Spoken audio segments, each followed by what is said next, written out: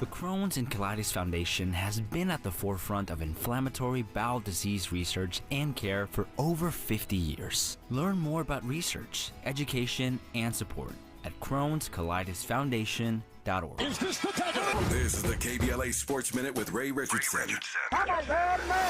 The Lakers and Clippers jumping up tonight at Crypto.com. First game for both teams in 3 days. Both teams are also 1-2 since the All-Star break. Important game for the Lakers at 31-28. The Lakers are 2.5 games out of the playoffs with 23 games left in the regular season. They need to get on the road pretty quick. The Clippers won't have Paul George tonight. He's missing his second straight game with a sore left knee. The Clippers are the home team. 7 p.m. tip-off on ESPN. Top 5 men's college basketball teams in this week's AP poll: Houston, Purdue, UConn, Tennessee, and Marquette. Dodgers fans got a treat yesterday. Shohei Ohtani hit a 2-run homer in his first game with his new team. It's only spring training, but this is what Dodgers fans want to see from a guy with a 10-year, $700 million contract. No debates, no speculation, just the info you need. That's your KBLA Sports Minute. I'm Ray Richardson. More news, opinions, and conversation when we come forward on KBLA Talk 1580. I'm Dr. Nicordelai Corte with the KBLA Talk 1580 editorial. In a public opinion survey commissioned by KBLA Talk 1580 and conducted by Viteris, the black voters surveyed were highly enthusiastic about the March 2024 primary. The race for Los Angeles district attorneys being hotly contested. Incumbent DA George Gascon's efforts to implement progressive criminal justice reforms have generated pushback from within his own office, the broader law enforcement community, and some in the general public. He was the subject of at least 2 failed attempts to qualify recalls. The concerns about crime are reflected in the polling results of black voters. Nearly 1 in 4 have been victims of violent crime or have someone close to them who has been a victim. 1 in 5 black voters have personally been victims of property crime in the last 2 years. A majority of respondents feel less safe than they did a year or 2 ago, but they reject the notion that criminal justice reform has gone too far. This year, black voters will be looking for candidates who speak to the complexity of the issues as opposed to a one-size-fits-all approach. Nearly half of black voters have an unfavorable view of DA Gascon, but his challengers are largely unknown. Nearly half of the black voters are also undecided, which means there's a clear opportunity for candidates to connect with black voters. Our poll makes 3 things abundantly clear. Black voters matter.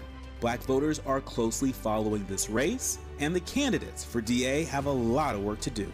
KBLA Talk 1580 is committed to the mobilization and use of the franchise to empower our audience to identify and pursue their interests in advancing equity, inclusive representation, and multiracial solidarity. For KBLA Talk 1580, I'm Dr. Nicordelai Corte. We welcome your feedback.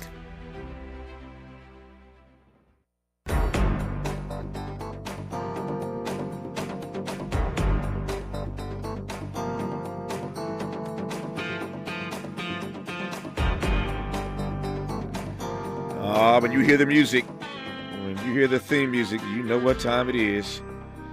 Time for another episode of Law and Order. That music has become so iconic. I was saying earlier in today's program, in case you weren't listening, that TV shows don't have the great theme songs that they used to, but there are still some that have broken through in the last decade or so, or two. And when you hear that theme, you know exactly what it is. We will talk with one of the stars of Law and Order in just a moment. In case you've just tuned in, some breaking news from an hour or so ago, I guess now. Mitch McConnell will step down as the Senate Republican leader in November after a record run in the job. He is the longest-serving Senate leader in history who has maintained his power. You got to give him credit. He's maintained his power through a lot of upheaval and convulsions in the GOP, certainly the advent of one Donald Trump. I had a friend of mine who texted me a little bit ago, which is kind of funny. The text reads, even Mitch McConnell, Tavis, doesn't want another run with Trump.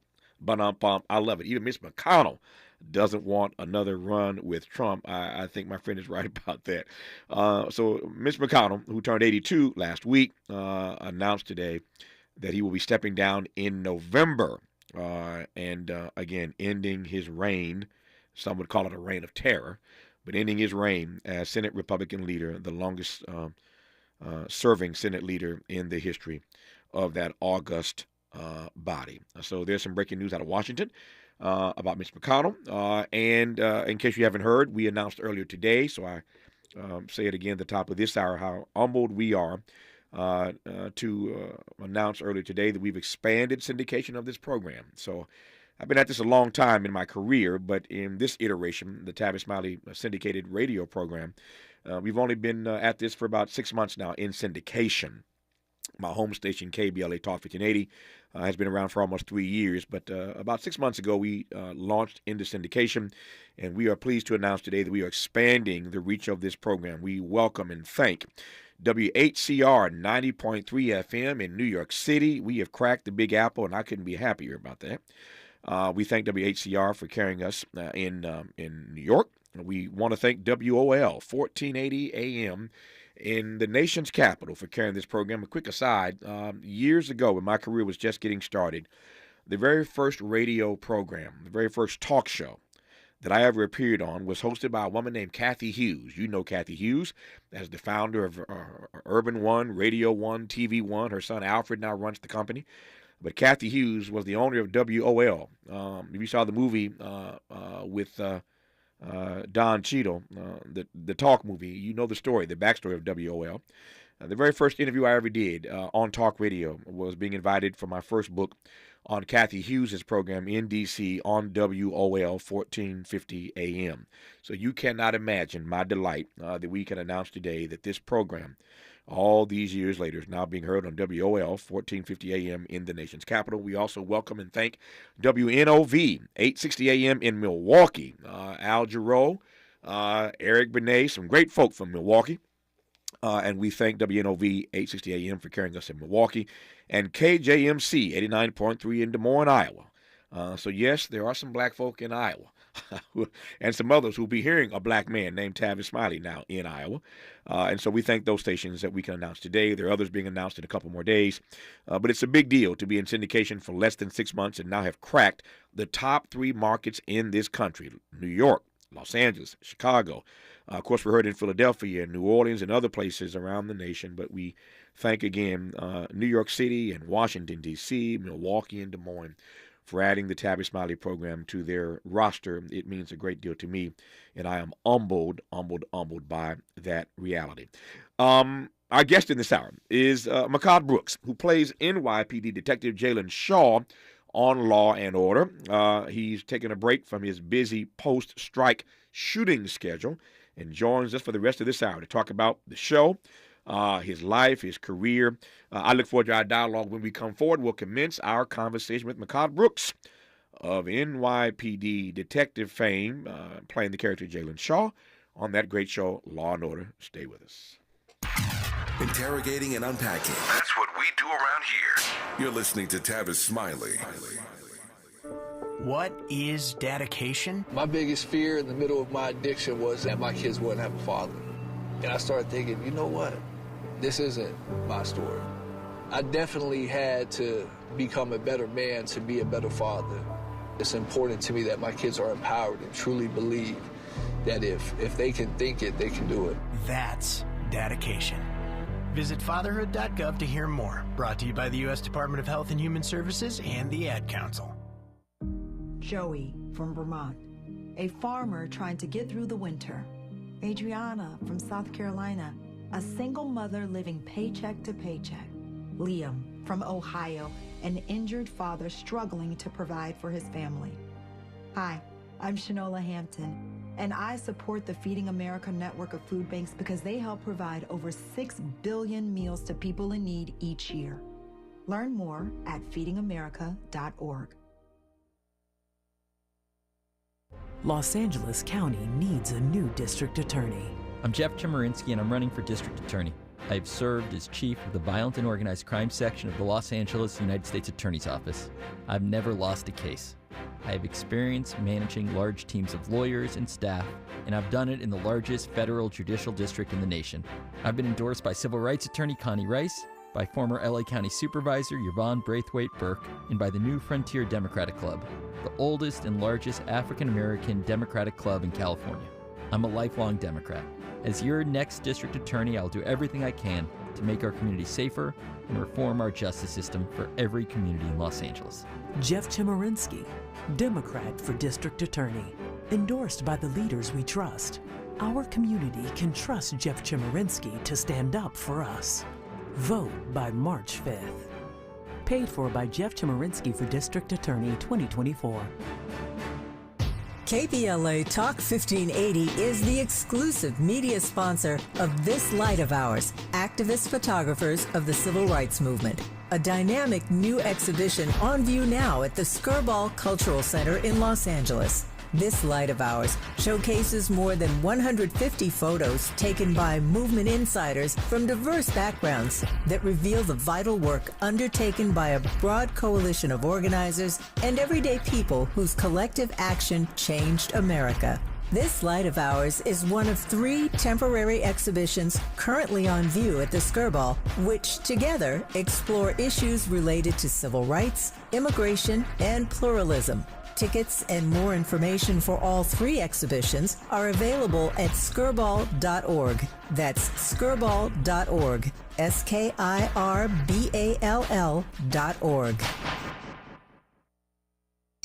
More honesty than you can handle. More empowerment than you can imagine. You're tuned in to Tavis Smiley. Tavis Smiley and Makad Brooks, who plays NYPD Detective Jalen Shaw on Law and Order. Makad, how are you today, sir? I'm doing really well. Thanks for having me, Tavis. Man, it's my How delight. Are you? I'm doing well. If I complained, I'd be an ingrate. I am doing quite well, and delighted to have you on in this conversation for the hour. Let me start with the obvious. As I said earlier, when we hear that theme music, everybody knows what time it is. You have, true. Yeah, it is. And you are fortunate. You are blessed. Pick your own word, to be a part of this franchise. What is it like to be a part of the franchise? I'm honored. I'm humbled. I'm beside myself, and at the same time, I understand it's a very unique position to be in, and there's a lot of responsibility that comes with that. So I like to think that I balance those 2 worlds really well. You know, I'm excited, I'm humbled, I'm honored, but also I understand that this is a job that we have the opportunity to initiate a lot of different conversations around the dinner table with families across the country. And so, you know, I take it really seriously. Yep. When you step into a franchise that is as long-running as Law and Order, what's that like on the first few days when they've been around for a long time and then you show up? Take me back to that moment. Well, so this is in some ways the second and or maybe even third iteration of the same show, because you know, as you probably know, it was on from 1990 to 2011. Sure. And then it took a 10-year hiatus, and then I came on. This is my second season, and so me coming on, I was the new guy with a bunch of other new people. So I was last season I was the newest guy, and this season I'm not the newest guy. So. I don't think that because of the machine, because Law and Order is such a mechanism, and Dick Wolf has had so much uninterrupted success, and that's indivisible from, you know, the writers, the producers. There's a whole universe that they have that allows these shows to have these type of legs. And so when you get plugged into the machine, you focus on what it is you bring to the table. And the machine does what it does. So it's just once again, it's just an honor to be a part of it. Yeah, I had on this program yesterday a guest. Who was our guest that third hour yesterday, Miles? I'm blanking on Marsha Warfield. Marsha Warfield was our guest yesterday. I talked to somebody yesterday. Marsha was on yesterday. Just iconic. When you do 3 hours a day every day, you lose sight of stuff. But anyway. Well, congratulations on that, on your syndication, everything. Oh, thank you. No, I appreciate it. So Marsha was here yesterday. We had a great conversation, and she was on in part because, as this audience now knows, given that amazing conversation with her yesterday, she, of course, was on Night Court when it started way back in the day in the 80s on NBC. This is that's back during the Cosby era and Cheers. I mean, Marsha, played Roz, the bailiff, of course, on Night Court back in the day. Night Court runs for a number of successful seasons, goes away. And then decades later, fast forward, Night Court is back on television, and they call Marsha, and she's back on the show. So it's an amazing journey, and we had a lot of fun talking about that yesterday. Yeah. Which leads me to ask this of you. Of course, you weren't there when Law and Order first started, but what do you make of the fact that a show that a show can be so iconic that it has this long run, it disappears for a decade, and it comes back, and it's successful all over again. I mean, it's a testament, no question about it, a testament to Dick Wolf. I mean, I love that guy. I mean, he's an amazing guy. But he's incredible. Yeah, but what do you make of that? That a show can be gone for 10 years, come back, and be a hit all over again? I mean, I think it speaks to two things. It does speak to, it's a testament to Dick Wolf, and he runs his company like a family. It's a very small company. So it's a testament to him and what I call the Wolf family, the Wolf tribe. So it's a testament to how well they run shows. It's a testament to how well they're able to blend the creativity with the business acumen. And at the same time, it speaks to what the audience wants. The audience wants this familiarity of seeing something that they know the structure, they know the framework, but this new iteration is more vulnerable. It's more sensitive. It's more compassionate. And I think that, America needs to have some of these conversations that Law and Order initiates within families and communities. Yeah. And I think that it's a testament to the fact that we're starved for these conversations. Like we're starved to try to find new solutions to old problems. And I think this generation and this iteration is doing that. Yeah. Let me just say this to you. When I think of cops, when I think most Americans, certainly black folk, when we think of cops, and I'm going to get to your past in a moment about your interaction with police, but when we think of cops, we don't think about those words, vulnerable, sensitive, and compassionate. But you did a nice job of weaving those words in. But again, to my point, that ain't what we think when we think about cops on the street, much less in a TV series, vulnerable, sensitive, and compassionate, Macabre Brooks. That's very true, and that's why I think that we have a responsibility to show that vulnerability, to show that compassion, to show that sensitivity, to show that cultural sensitivity that a lot of cops do have that we don't see. Mm-hmm. And so what happens? I think the thing is, you and I both know this. Black America we're not against police. We're against police brutality. Sure. Right. Like we have nothing against police. We have something against the bad apples and the police who conduct themselves in ways that are unbefitting to our character and their character. And we have a police detective, a consultant on the show, Wendell Stratford, and he was a police detective for 38 years, 6 months and 10 days. I know that because he tells me all the time. And this is one of the most sensitive, compassionate, caring men I've ever met in my life. And he's seen it all, done it all. And he spent so many years in the force correcting that image that we have where like these cops are supposed to be these superheroes. They're heroes. They're not superheroes. Mm-hmm. They can get a lot of it right. And it's that small percentage of them who are acting out that gives them all a bad name. And now that I've had to look, at the world through a law enforcement lens in some ways for the last 2 years, I've started to see a different side of that.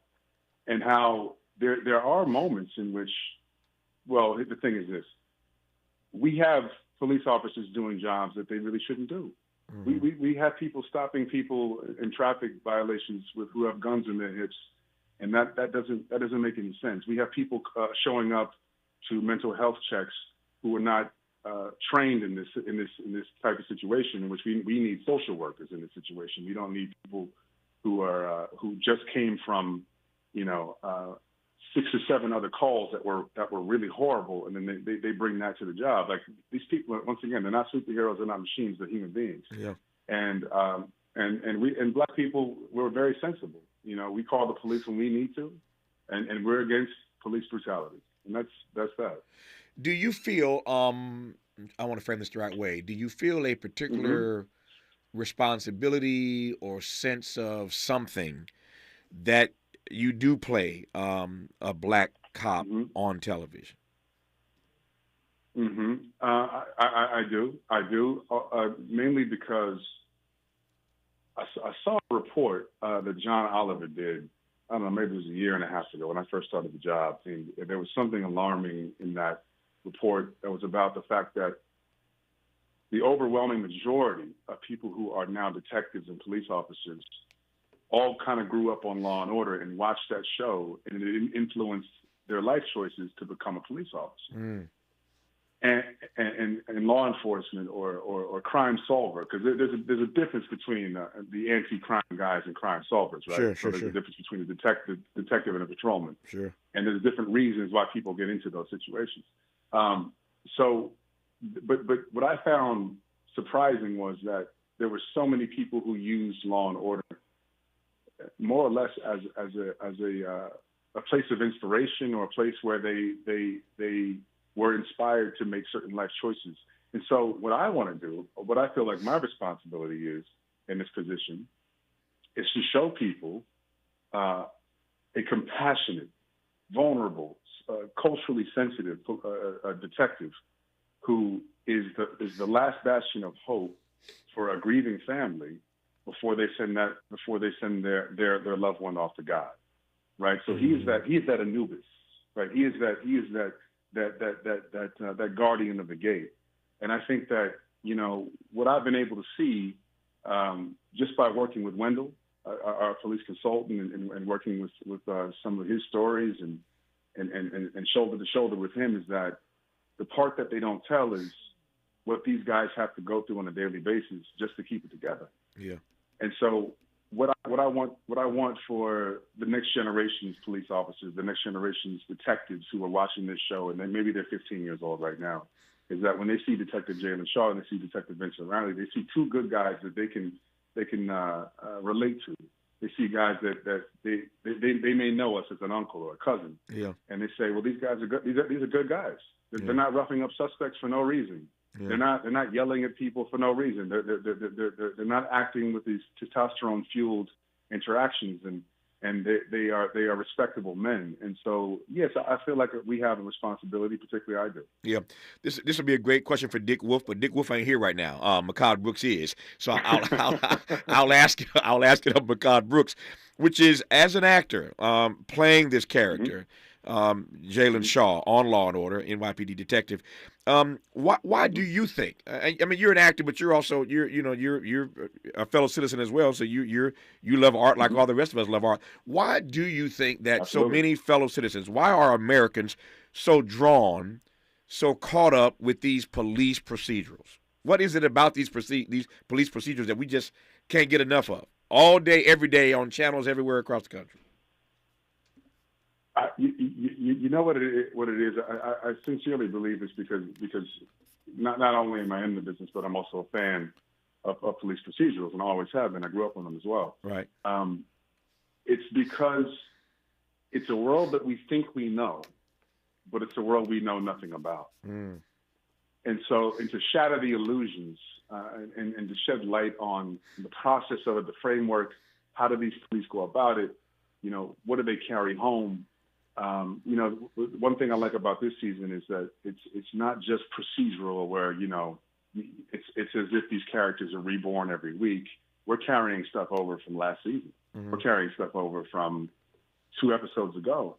And you see it weighing heavy on Shaw, and it's taking its toll on him, whether that's racial trauma or racial profiling or something that he felt he had to do as a duty, but felt against what he wanted to do to help a brother out. And also, I think that the other thing is that makes it so enticing for people, for the audience, is that in these police procedurals, unfortunately, in this country, we have a very violent country and a lot of access to weapons. This could happen to you. Yeah. This could happen to someone you know, right? And so a lot of people, they're not, 6 or 7 degrees removed from this. They're 1, 2, 3 degrees removed from some sort of violent act, removing a loved one from the face of the earth. And there's a bit of communal, experiential consuming going on there, right? Like there's a somebody else understands. There's millions of other people watching this and also taking it in, and they're having the feelings that they're going through, and then my family went through this, and this family went through this, and now I get it. Now I understand it. Yeah. And it creates a sort of a communal sensitivity, I believe. Yeah. Which can help shape, our society. And so I think it's bigger than a TV show. I think it speaks to who we are as a country in some ways. Yeah. I don't see him often these days, but every time I run into Ice-T, I always laugh and tease him. He's used to it now. We always get a good laugh. He's the coolest guy on the planet. He is a cool cat. He's a cool cat. Really every time I see Ice, I say to him, I said, man, Don King made that line famous. Only in America. That's Don King's line, right? The great boxing promoter. Only in America. And I tell Ice-T, only in America could a Negro who did a song called Cop Killer end up for years playing a cop on television. I said, only in America. This Negro did a song called Cop Killer. And he ends up. I was in school when it came out. Yeah, like it was a whole thing. He ends up being George Bush was talking about him. Yeah, absolutely. Yeah. He ends up being an actor, and he plays the cop on television. So we get a good laugh out of that all the time. What's not so funny? What's not so funny is that you play a cop, Jalen Shaw again on Law and Order. You play a cop on television, but you have a real life experience with cops when you were a kid. I wonder if you might tell me that story. Yeah. Oh man, yeah. So I was 8 years old, and I was playing hide and go seek with some of my cousin and my brother, my cousins and my brother, and we were out in Kerrville, Texas, and we were staying at this lodge, and we were going to go see some animals at the nature preserve the next day. And so the street lights started to come on, and my cousins and my brother and I, like we took hide and go seek real seriously, right? Like there was nothing going on, nothing else going on in the world, like it was just like as long as you found some place that a bigger kid could not get into, you were free from the repercussions of being found out, and it was like a CIA mission in our young minds, and I guess in some ways, we were experts in that because my cousin Grover didn't find us; the police did. And I remember the flashlights and the sirens and the lights and everything, and then these two, very Southern Fried Chicken officers, telling us to come out of the bushes, right? And we did, and they started asking us questions that we didn't have the answers to. And I don't think any 8-year-old would have these answers. And they kept telling us that there's been some break-ins in the parking lot, and we fit the description. And so we didn't know what to say. And then one officer took it upon himself to handcuff me and slam me against the wall. And so pushed my head up against the wall, and I just remember thinking, like, my family always said I had a grape head. I just hope he didn't squish it. And the cuffs were too big, so they fell to the ground with a heavy thud, and he said I was too small for him. So what they did was they ended up cuffing my arms together at the forearms. And, my older cousin, he was probably 12 years old. They put him in the car. My brother was probably 9 or 10 at the time. And he was very level-headed for a 9 or 10-year-old at the time. And he just kept repeating, going into our training after the talk, right? Which was, we need to see our parents. Hold that thought. We need to see our parents is what your brother said. This is an arresting story for an 8-year-old kid who now plays a cop on television. His name is Makad Brooks. He plays NYPD Detective Jalen Shaw on Law and Order. The rest of this story when we come forward on Tavis Smiley. For all the freedom-loving folk, this is Tavis Smiley. I feel like freedom. If you're like me, 60 and retired, making ends meet, especially here at the supermarket and drugstore, is tough. I'm so blessed to have found benefitscheckup.org. It's a free and confidential website from the National Council on Aging that connected me to $1,200 a year in programs that help pay for food, medicine, utilities, and more. Maybe it can help you. benefitscheckup.org. My daughter was diagnosed with a rare malignant rhabdoid tumor on the spine. They sent her straight to St. Jude. My hope was gone. But when you get there, everyone's like, hey, we're not going to give up. And when you see other people not giving up on your child, that makes all the difference in the world. When I found out I didn't have to pay, I was just grateful. They saved my baby's life. Finding cures, saving children. Learn more at stjude.org. I'm Mike Moore. Here's the latest from the Black Information Network. More testimony is being weighed in the case against Fulton County's district attorney in Georgia. Defendants are trying to have African-American DA Fonnie Willis removed due to her relationship with Special Prosecutor Nathan Wade, who was hired in late 2021 to oversee former President Trump's election interference case. A fast-moving wildfire in the Texas Panhandle is threatening the nation's biggest nuclear weapons facility. The Pantex plant is about 17 miles northeast of Amarillo, not far from the Smokehouse Creek fire, which grew from 40,000 acres to 200,000 acres in just hours on Tuesday and is burning out of control. The blaze is being fanned by high winds and has scorched over 400 square miles so far. And that's the latest. I'm Mike Moore from your 24/7 news source, the Black Information Network and BINnews.com. Joe Buck and John Smoltz welcoming you back to the City Center Convenience Mart. Uh-oh. She's looking at the cigarettes, but she just grabs the gum off the counter. Stand Up to Cancer and Rally want you to reduce your risk for cancer. Go to takeahealthystand.org. Is this the time? This is the KBLA Sports Minute with Ray Richardson.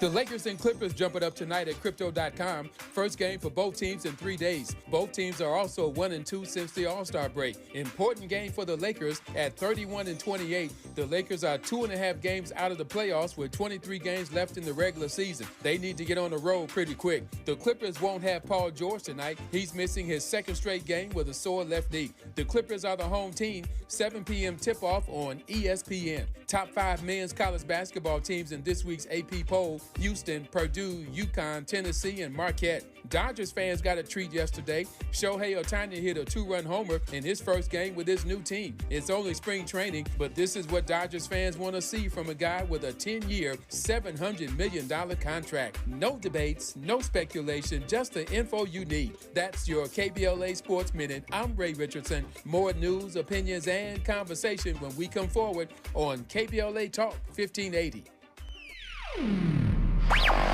All I need is one mic. With a KBLA Talk 1580 editorial, I'm Tavis Smiley. Recently, the Washington Post ran a major story which in sum reveals that racial discrimination in jury selection persists in America. Most often, the practice occurs through a legal tactic called peremptory challenge, which allows an attorney to strike a potential juror without having to state a reason. In the 1986 Batson Doctrine, the U.S. Supreme Court ruled that the use of peremptory challenges to exclude potential jurors solely based on their race violates the Equal Protection Clause of the 14th Amendment. By the way, the late great Supreme Court Justice Thurgood Marshall despised peremptory challenges. New data in the Washington Post story underscores that nearly 40 years after the Batson decision, the problem remains widespread. One study in the Deep South found that black jurors are being challenged and dismissed at double and triple the rates of other prospective jurors. Bottom line, it's racist, it's wrong, and it's pervasive, even as research shows that racially diverse juries spend more time deliberating, make fewer errors, and can result in fairer trials. One of the arguments in the Ninth Circuit appeal, brought by former LA City Councilman Mark Ridley Thomas, is about violation of that Batson Doctrine. In its case against MRT, the U.S. Attorney's Office struck black women from the jury pool based on demeanor and employment status, a clear violation of the law.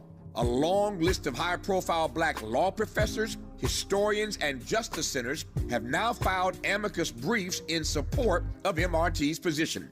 But the irony of a black elected official who for more than 3 decades represented the best interests of his black constituents having black women voters struck from his jury pool is repugnant and morally wrong. So much for being judged by a jury of your peers. MRT's legal team argues correctly in its filing that given well-established law and legal principles set forth by the Supreme Court, Ninth Circuit, and state courts and legislatures, the Ninth Circuit should likewise reaffirm and clearly state that applying facially neutral justifications in discriminatory ways to target black women and other protected groups presumptively violates Batson. I couldn't agree more. For KBLA Talk 1580, I'm Tavis Smiley. We welcome your comments.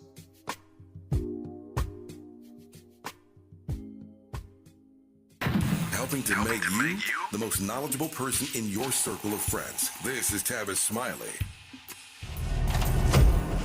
Please, don't move. I can move while I want to move. Hey, drop the attitude. We just want to talk to you, all right? Knife. Hey.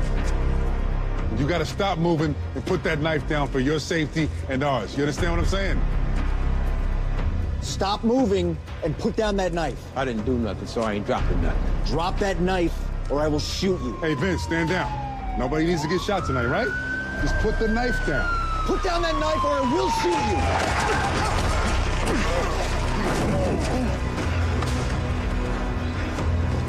Take him down to 2-7.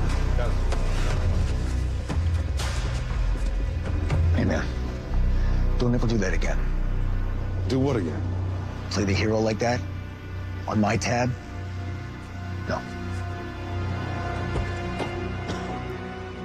Makad Brooks is our guest in this hour. He plays NYPD Detective Jalen Shaw on the long-running hit show Law and Order. He, as you heard in that clip, as Detective Jalen Shaw, is seen weekly arresting suspects. As a detective, he's arresting suspects. But he was telling us the story of being an 8-year-old boy in Texas, real life story of being 8 years old in Texas, playing hide and go seek with his cousins and with his brother. And the story turns in a not so nice direction. So when we last left you, Makad Brooks, you were telling us that they put the handcuffs on you. The handcuffs were too big for your small frame. The handcuffs fall to the ground with a thud. And then they do what? Mm-hmm.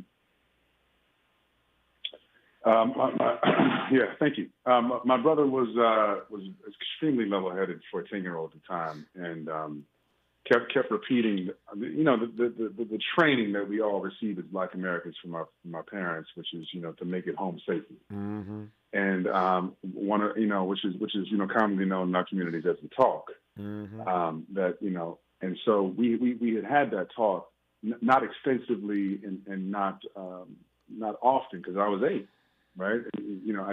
The threat for us came a little earlier than most people, and so my brother just went into our training and kept stating that our parents were on the premises and we needed to see our parents, and our parents were actually looking for us because we should have been home at that point in time, right? Should have been back in our rooms, and so the cops. They perp walked us through the lobby. So this was the first time I understood what a healthy dose of side-eye was from the patrons of the lodge. Mm-hmm. And even though I was one, it didn't appear so at the time. So we get back to our parents' room, and my mom is who actually you've met. She's a reporter, a journalist in Austin, Texas, and she interviewed you for the Texas Book Convention. That's your mother? Alberta Phillips Metso. That's my mother. Oh, Lord Jesus. Yeah. Small world. Very small world. She would kill me if I didn't tell you that she has her own radio show, on a local Black station in Austin, Texas, on public policy, and would love to interview you too. So maybe we can make that happen as well. We will make that happen. I obviously over the course of my career with 23, 24 books, I've appeared at book festivals everywhere. But one of my favorite, I have my list of my 3 favorite book festivals, and that Texas Book Festival in Austin. It is an amazing book festival. As a matter of fact, the last time I was there, when I talked to your mother, that's how long ago it was. Last time I was there, Barack Obama and I were both there together. I mean, he had his book out. I had my book out. And he and I ended up, appearing together and signing books next to each other. Of course, his line was a whole lot longer than mine, but the two of us were. I don't see why. Yeah, no, we appeared together at that Texas Book Festival. So you please give your mother my regards, and we'll talk offline. I'll make it happen. I'll be a guest on their program anytime she wants. But give her my love, give her my regards, and finish your story. I'm sorry. Go ahead. I certainly appreciate that. I will. And so she's a journalist, and my stepfather, is Gary Bledsoe, who I think you know as well. Absolutely. And so he's sitting there, and he's I don't remember if he was assistant attorney general at the time or on his way to being it. And my mother just kind of dropped that bomb on him. She's a New Yorker. She's not used to kowtowing to Southern sociology, and she just said, "Listen, if you don't get those cuffs off my baby right now, I'm gonna write a scathing article, and he's an attorney, and he's gonna have your asses." And so it was because of the educational privilege that my parents had that got us out of that situation. But that's not the case for everybody. Yeah. And so at that point in time, my mother pulled us over to the bed and she said, "Are you okay?" And I nodded, but that nod wasn't sufficient for the damage that these men had taken, all of 30 minutes to inflict upon, my entire psyche. And this was the first moment I understood what I could later put words to with years of therapy and racial literacy, which is my first inkling of racial trauma. It's the psychological and physical stress that follows the experience of racial discrimination or racism in and of itself. Yeah. And I saw my mother's posture for the first time, and I hadn't seen that posture before, but now I know it. I'm familiar with that posture, and it's that societal disappointment, not disappointment in a person or a subject or a thing, but disappointment in a structure and a system that is hell-bent on keeping you oppressed. And it was the first time I saw that curvature in my mother's back, but it wasn't the last time I saw it on millions of familiar faces of people who've been through oppression and trauma and systemic oppression. And so, it just gave me it started me on a pathway of healing racial trauma in my own life. Yeah. And healing racial trauma in my family's life. And, because trauma's pain on layaway, right? You pay the bill when you're emotionally solvent, right? Yeah. So when you get strong enough, and you build that emotional bank account high enough and wide enough to pay what's been in the body for that long, it comes out in ways that we don't expect. It comes out in migraines and panic attacks and depression and anxiety and insomnia. And these are all things that are caused by traumatic stress, but somehow when you put the word racial in front of it, people go, "Oh no, that's just the way it is." And our ancestors, it was a survival mechanism for them to be silent about the oppression in some ways. Obviously that wasn't the overwhelming majority of people, but Sure. A lot of people growing up in the South, they had to let a lot of things go just to survive. And so, and then when it was the big things, they had to fight. And so we come from a generation where, we have to tell the truth. We have to tell the truth with the bass in our voice. We have to tell the truth about code switching. We have to tell the truth about is respectability politics. Is that helpful? We have to tell the truth about the fact that, being a strong black man and being a strong black woman cannot be predicated on the fact that I have to ignore and dismiss all the things that are wrong. And we have to be honest about the fact that keeping our composure while we're in constant survival mode is maybe not the best way to nurture ourselves and raise our children. You are, speaking of raising our children, let me just say, as I process forward here, push us forward, that you're part of a grand legacy. You are blessed to have the two notable parents that you have. And I'm just humbled that I did not know those were your parents, but they're amazing people, and you're part of a grand legacy. and you're continuing that, of course, in your own way as a thespian. You said a lot just a moment ago, but I'm still stuck on this. That line you drop. Here comes Mehcad Brooks dropping bars. Trauma is pain on layaway. Trauma is pain on layaway. I've had 3 great hours today, but that is the quote of the day, that trauma, racial trauma, is pain on layaway. Let me breathe for a second, and we will continue this conversation when we come forward. Our guest is Mehcad Brooks, who plays NYPD Detective Jalen Shaw on Law & Order, and I'm delighted to have him on Tavis Smiley. From Leimert Park with love, this is Tavis Smiley. What is dedication? My biggest fear in the middle of my addiction was that my kids wouldn't have a father. And I started thinking, you know what? This isn't my story. I definitely had to become a better man to be a better father. It's important to me that my kids are empowered and truly believe that if they can think it, they can do it. That's dedication. Visit fatherhood.gov to hear more. Brought to you by the U.S. Department of Health and Human Services and the Ad Council. Joey from Vermont, a farmer trying to get through the winter. Adriana from South Carolina, a single mother living paycheck to paycheck. Liam from Ohio, an injured father struggling to provide for his family. Hi, I'm Shanola Hampton, and I support the Feeding America network of food banks because they help provide over 6 billion meals to people in need each year. Learn more at feedingamerica.org. At KBLA Talk 1580, we do Black history every single day.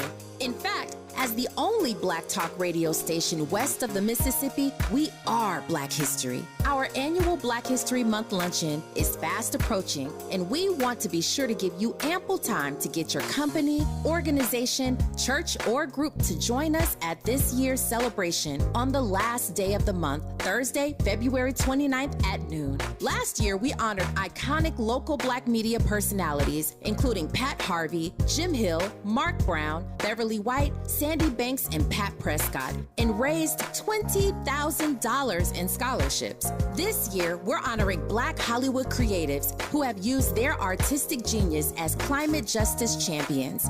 At this year's luncheon, we will be showcasing and sharing their inspiring work on our big screen. Plus, a scrumptious meal, live music, great company, and lots of fun with your favorite KBLA Talk 1580 hosts. So contact us today at info@smileyaudio.com or call 323-290-4690. That's info@smileyaudio.com or call 323-290-4690. We hope to see you Thursday, February 29th as we close out Black History Month. At KBLA Talk 1580, we've got your Black. Do you support public education? More than 38,000 educators at United Teachers Los Angeles do too. Together, we have fought for a better public education for our students and communities, and having you on our side has been essential in our fight for better public schools. Together, we will continue to work for public schools with green spaces, more mental health staff, smaller class sizes at every grade level, and a higher investment in the Black Student Achievement Plan. We are UTLA, and you make us stronger. Made fresh daily in Leimert Park, Los Angeles, California. You're listening to Tavis Smiley. Somebody get me a photographer. We got a celebrity sighting here. Nelson, what's up, brother? How you doing? Jimmy Nelson. What the hell are you doing here? Hope you're not looking for a job. We can't afford you. I've actually come with a story. So I met this local kid who said his mom is serving 10 years for petty theft.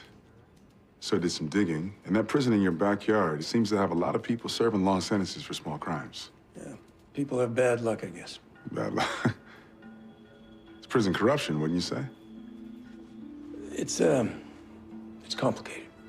Look, I wish I could help you, but... You can't help me, Nelson. That's why I'm here. Journalism's about fighting for the little guy. You taught me that. It's your job to point out corruption, so what the hell's going on here? Things have changed for some people. Idealism doesn't feed a family. And this whole power of the press thing, it might work if you've got the backing of a media conglomerate and a certain girl with a cape. But around here, it doesn't mean anything. Standing up for what's right always means something. Nelson, that prison is stomping on the neck of this entire town. It's also the only thing that's keeping this town alive. Look, I'd love to see these bastards get what they deserve. But if I call them out, my advertisers, they pull their money, not only am I out of a job, but so are the 30 other people I employ. Go back to National City. It's complicated. It's complicated.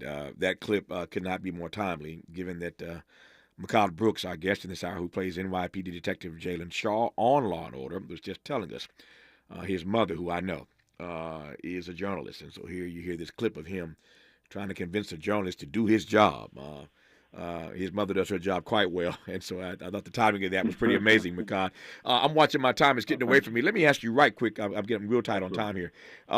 We are all the sum total of our life's experiences, and when you said to me in this audience that trauma is pain on layaway, I want to circle back to this right quick because obviously all these years later, as successful as you are, you still hold on to this. You still remember it like it was yesterday. What is it like being perp walk as an 8-year-old? It's an out-of-body experience. It's the cuffs are too heavy. The cuffs they're not meant for you. They're not designed for children. Once those looks are not meant for you. Those judgmental stares are not meant for you. And so, I had nightmares. As a child, I had a lot of things that I had to understand. And I've actually taken the time to speak to that child, 30 years later and tell him, listen, it's okay to be angry. It's okay to be frustrated. It's okay to be confused. What this country will do to you will never make sense. Yeah. But you have to have perseverance and strength, and you have to be transcendent in your healing. Justice is therapeutic. Yeah. So every time I see someone not get away with hurting a black body, I heal a little bit. Every time I see somebody who looks like Tavis Smiley get syndicated, I heal a little bit. Every time I see somebody who gets in the office and looks like me, I heal a little bit. Justice is different for every community. Yeah. It has to be contextualized in that way. And so I think we're headed in the right direction. And so when I got Law and Order, frankly, that was therapeutic for me. That was healing for me, right? And so I like to think that God has my back and the universe has my back in that. No, those two things go together. They go together. Your two phrases, I'm holding on to both of them the rest of the day, that racial trauma, for our people, racial trauma is pain on layaway, but justice is therapeutic. Justice is therapeutic. Or to quote my friend Cornel West, who says all the time that justice is what love looks like in public. Justice is what love looks like in public. Our remaining moments with the fine thespian, McCall Brooks, when we come forward on Tavis Smiley. Unapologetically progressive. Unapologetically black. You're tapped into Tavis Smiley. If you're like me, 60 and retired, making ends meet, especially here at the supermarket and drugstore, is tough. I'm so blessed to have found benefitscheckup.org. It's a free and confidential website from the National Council on Aging that connected me to $1,200 a year in programs that help pay for food, medicine, utilities, and more. Maybe it can help you. benefitscheckup.org. My daughter was diagnosed with a rare malignant rhabdoid tumor on the spine. They sent her straight to St. Jude. My hope was gone. But when you get there, everyone's like, hey, we're not going to give up. And when you see other people not giving up on your child, that makes all the difference in the world. When I found out I didn't have to pay, I was just grateful. They saved my baby's life. Finding cures, saving children. Learn more at stjude.org. KBLA Talk 1580. We've got a lot to talk about. KBLA Talk 1580, connecting you with services and solutions. Stay Housed LA has the resources you need to know your rights and the legal support to back them up. The COVID-19 pandemic has cost people their jobs and livelihoods. This has left an estimated 1/3 of households not being able to make rent and facing losing their homes. This is a fear no one in our community should have to face. You have rights, though, and Stay Housed LA is here to help. Stay Housed LA is a partnership between the County of Los Angeles, the City of Los Angeles, and local community and legal service providers. Together, they provide tenants with the information and support needed to exercise their rights so they can remain safely in their homes. Find out more about your rights by participating in a virtual tenant workshop. Get the legal assistance you need. Find additional resources in Los Angeles County and the City of Los Angeles. Stay connected to Stay Housed LA County for updates. This and more at stayhousedla.org. Stay connected to Stay Housed LA for updates. This and more at stayhousedla.org. That's stayhousedla.org. Or call their hotline at 213-694-0040. We've got your black with a community call to action from KBLA Talk 1580. Febreze. So my home is also my office, and before I can focus, every room's gotta be clean. That means tidying up, then spraying my Febreze Air Mist. Ooh, that's fresh. Febreze Air Mist scents are all high quality. They fight any weird funk, and they give my air an instant boost of freshness. So not only does my home smell good, I feel good too. After I Febreze, it's time to start my day. Breathe happy, Febreze, la la la la la.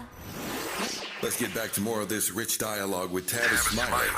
I've got just 2 minutes left in this conversation with Makad Brooks, that I've enjoyed immensely. He plays NYPD Detective Jalen Shaw on the hit show Law and Order. In the 2 minutes I have left, which I will yield to you, Mr. Brooks, what's this career all about for you as an actor? We see what you're doing with it, but what's the big plan? Yeah, well, thank you for asking, and thank you so much for having me. I really appreciate that. I really enjoyed this conversation myself. So it's such an honor. I've been watching you and listening to you my whole life. And so for me, my career really changed when I aligned my values and my principles and my virtues with what I chose to do. Yes. And so it's not only when I succeed, it's my ancestors are succeeding. When I succeed, my family is succeeding. When I succeed, people who never got a fair chance, I believe they're succeeding through me. And so I think that my success, in the most humble way possible, is I have geared that to be aligned with the success of our community as well. Like so, and for me, once again, back to what we're talking about, that's healing, right? Most of us think about healing as healing something that's already happened to us in the past, and Black people have to do that multidimensionally because we're healing racial trauma that happened to us in the past in the midst and in the framework of systemic oppression. And that's the most radical thing somebody can do, is to heal something that's still happening to you. And so I've chosen to dedicate my career to that. It's just show that we can heal in the belly of the beast. And I choose my characters based on that. Brother, you are doing the Lord's work, and you are. I'm doing what I can. Nah, brother, you're doing that and then some, and you're doing it quite nicely. His name is Makad Brooks. He plays NYPD Detective Jalen Shaw on Law and Order. Makad, stick on the line 1 second. Miles, my board op, is going to give you my number to give to your mama, so I can. Okay. So I can. Thank you. No, I will keep my word, man. I want to honor your rich legacy, of which you are a grand part, doing your thing as a brilliant thespian. So thank you for coming on the program. I enjoyed the conversation immensely. Thank you for listening to this edition of Tavis Smiley. Lord willing, we are back here tomorrow to do it all over again. Until then, thanks for tuning in to this program, and as always, you keep the faith.